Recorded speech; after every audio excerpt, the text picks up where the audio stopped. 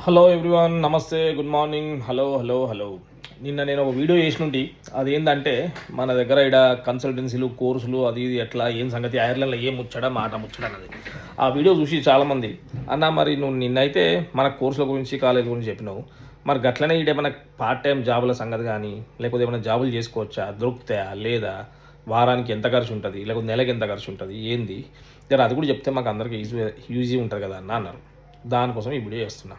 ఏమంటారు, ఎవరెవరైతే ఇండియా నుంచి ఐర్లాండ్ రావాలనుకుంటున్నారో ఈ వీడియో ఆ ఇంటర్నేషనల్ స్టూడెంట్స్కి అందరికీ చెప్తున్నాను. ఐర్లాండ్ అనేది చిన్న కంట్రీ, ఓకేనా, చాలా మంచి country, peaceful bindaas country. Okay, ఇక్కడ పెద్ద నొల్లిలు పంచాయతీలు యుద్ధాలు వేస్తుంటే ఏముండే, చాలా సింపుల్ కంట్రీ, సూపర్ ఉంటుంది. ఓకే, వచ్చేసేయండి మాస్టర్స్ చేయాలనుకుంటే. ఎందుకంటే ఇంగ్లీష్ స్పీకింగ్ కంట్రీ ఒకటి, మాస్టర్స్ చాలా సింపుల్గా 15,000 అయిపోతుంది. అందుకనే అంటే 20,000, 25,000, 30,000 కూడా ఉందనుకోండి. కాకపోతే నేను చెప్తున్న జనరల్గా 15,000 నుంచి అట్లా ఉంటుంది అనమాట మంచి కాలేజీలలో. సో మీరు మాస్టర్స్ చేసేటప్పుడు మీకు ఒకటి ఏంటంటే స్టాంప్ 2 వీసా అని ఒకటి వస్తుంది ఇక్కడికి వచ్చిన తర్వాత మీకు. సో మళ్ళీ ఇక్కడికి వచ్చిన తర్వాత వీసాకి ఎట్లా అప్లై చేయాలి ఏంది, మళ్ళీ మనకు 3 months వీసానా 1 year వీసానా ఏంది సంగతి కథ ముచ్చదవన్నీ తర్వాత చెప్తా. ఇప్పుడు మెయిన్ నేను ఈ వీడియో చేసేది మీకు పార్ట్ టైం జాబ్ల గురించి చెప్పనీకే, లేకపోతే ఎన్ని అవర్స్ చేసుకోవచ్చు, హాలిడే అవర్స్ ఎన్ని, వర్కింగ్ అవర్స్ ఎన్ని, అవన్నీ చెప్పనీకే ఈ వీడియో చేస్తున్నా.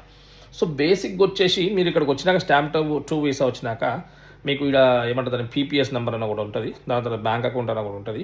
ఇవి అన్నీ అయిపోయినాక మీరు ఇక జాబులు నేను కూడా స్టార్ట్ చేయండి. మీకు పార్ట్ టైం జాబులు వచ్చేసి మీరు 20 గంటలు పర్ వీక్ చేసుకోవచ్చు. మీరు మన లెక్క ప్రకారం చూస్తే, నేషనల్ మినిమం లెక్క ప్రకారం చూస్తే €14.15 పర్ అవర్ మనకు వస్తుంది. €14.15 పర్ అవర్. ఓకేనే, దాని లెక్కన చూసుకుంటే 20 గంటలకు €280. అంటే మన ఐఎన్ఆర్లో చూసుకుంటే దగ్గర 30,000 చిల్లర పర్ వీక్. ఓకేనా, సో మీకు వచ్చే ఈ €280 పర్ వీక్ దాన్ని చూసుకుంటే 30,000 చిల్లర. అది మీరు నెలకు చూసుకున్నారు అనుకోండి, 30 into 4 అంటే ₹1,20,000 అవుతాయి మీకు. కాకపోతే ఈ ₹1,20,000 మనకి మిగిలేదు ఏముండదు. సో మీరు పేరెంట్స్కి వచ్చేసి అమ్మ నేను అడిగి పోయేసి లక్షలు సంపాదిస్తా, లేకపోతే మావాడు అడిగి పోతాడు నాకు రోజుగా లక్షలు పంపిస్తాడు నెలకు, ఆ ఆశ మాత్రం పెట్టుకోకండి. ఇంతకుముందు అట్లా లేదు ఐర్లాండ్. అన్నీ ఫుల్ ఎక్స్పెన్సివ్ అయిపోయినాయి. హౌస్ రెంట్ కానీ ఫుడ్ ఖర్చు కానీ సూపర్ ఎగ్గిపోయినాయి ఎగ్రం. ఓకేనా, అది కాక ఈ 4-5 ఏళ్ళ నుంచి ఇంటర్నేషనల్ స్టూడెంట్స్ చాలా వచ్చేసారు. సో అంత ఈజీ కాదు ఇప్పుడు. పార్ట్ టైం జాబ్ కూడా అంత ఈజీ ఏం కాదు. కాకపోతే మన వాళ్ళు ఉన్నారు, మస్తు మంది ఉన్నారు, మన వాళ్ళు బిజినెస్లో సెటిల్ అయిన వాళ్ళు వీళ్ళు ఉన్నారు. వాళ్ళు ఏదో వాళ్ళ దగ్గర అట్లా ఇట్లా పట్టుకుంటే పార్ట్ టైం జాబులు దొరకడం అనేది పెద్ద కష్టమేం కాదు, దొరికిపోతుంది.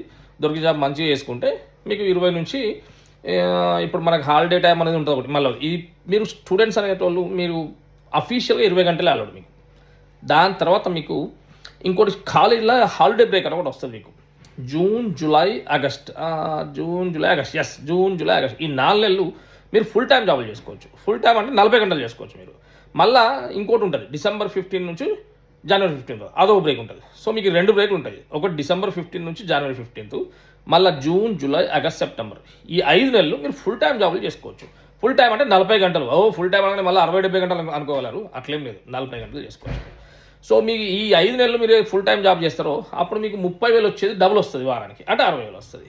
ఓకేనా, కాకపోతే మీరు ఎంత సంపాదించుకున్నా లక్షలు ఇంటికి పంపించే అంత సీన్ అయితే లేదు. ఓకే, అది మాత్రం ఫస్ట్ మైండ్లో పెట్టుకోండి మీరు అందరూ. పేరెంట్స్ మీరు కూడా అదైతే డిసైడ్ అయిపోండి.